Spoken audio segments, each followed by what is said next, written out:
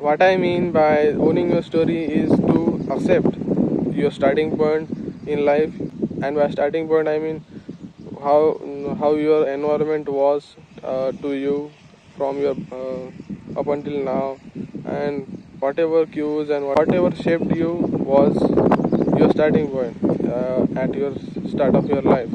With that and the leverage or anything else you might have, some pros which are your leverages, and some drawbacks you have, some things you lack, or some things you naturally don't do well in them. So these things make a starting point for you in your life, and it is important for you to accept and to embrace this starting point, and to be able to look at this as something that is not fixed, because many things in life can be changed if you adapt a growth mindset, and you think that there are these things and these things that I am not good at, or I don't perform naturally, I don't perform well in that naturally. So most probably those things you can just work on them and you can improve.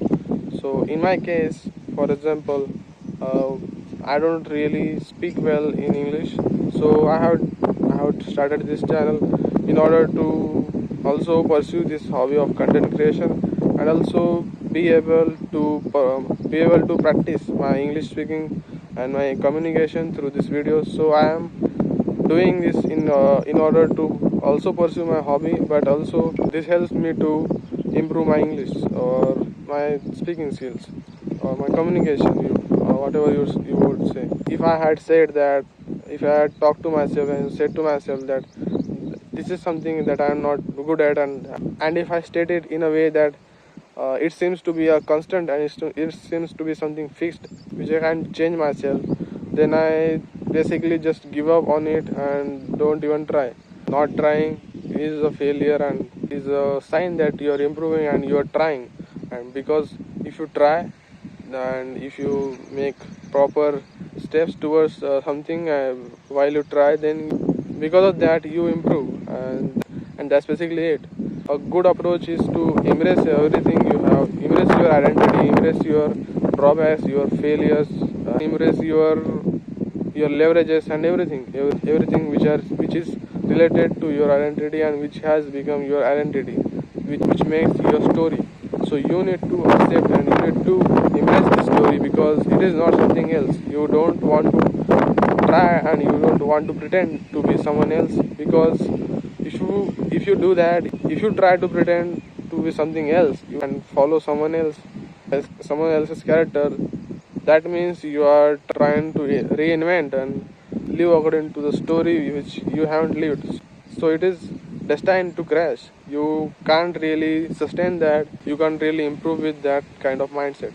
So you need to accept this thing and you need to embrace your story, your identity, and you need to know yourself. You need to know yourself well for that to own your story. And if you embrace yourself, then even if it takes time, that it will be very beneficial and very calming to you, because you will own your story and you will be in certain state of mind. You will have this certain mindset that that you will know these things about you, and you will know who you are. Knowing who you are and knowing your story and owning your story is very powerful state of mind to be in, because you know what to do, you know where to work upon, you know what to leverage, and you know basically how to move forward with the story. You know how to make the next steps according for your story's next chapter. So that's a very powerful thing. So I encourage you to for this, and I encourage you to move forward by owning your story, and by really by really understanding yourself. And I have good wishes for you, and hope this helps someone, even if it's someone, only one person. I hope this helps someone, and that's it. Own your story, and see ya, and thank you for watching.